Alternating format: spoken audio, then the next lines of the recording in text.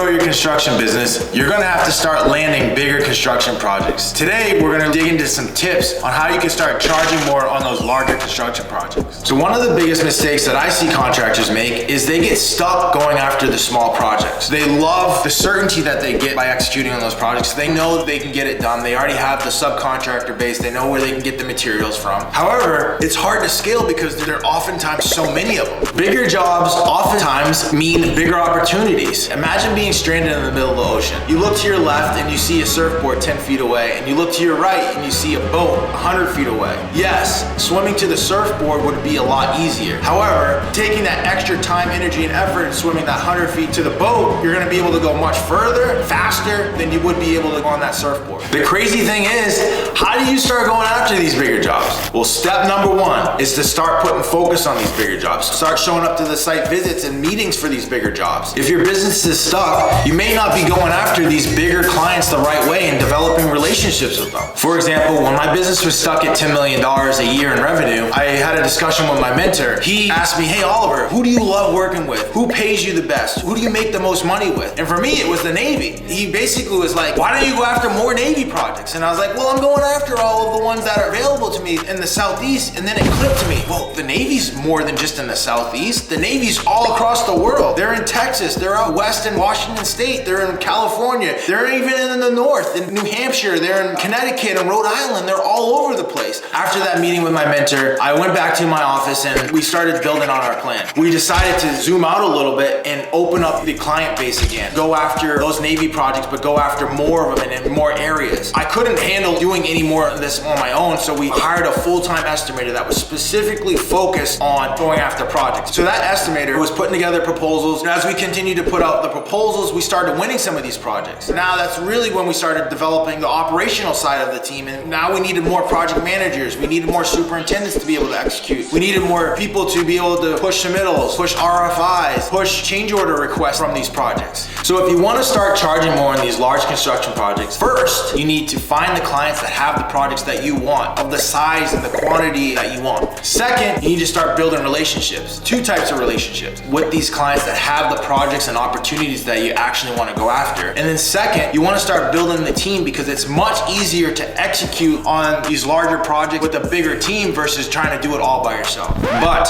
and this is very important, none of this matters if you're not doing quality work on these projects. And what does quality work look like? It means over communicating with our clients. It means being reliable. It means doing everything you say you're going to do. It means craftsmanship. One of the things I always tell the team and I always ask myself is like, would I want this work done at my mother's house? If the answer is yes, let's keep moving forward. If the answer is no, stop immediately, tear it out, and let's get it done right. All right, hopefully that answers how you should be going after these larger construction projects and how you should be thinking bigger in your business. If you got value from this, go ahead and let me know in the comments below. Smash that like button and hit that subscribe button as well. Let's roll.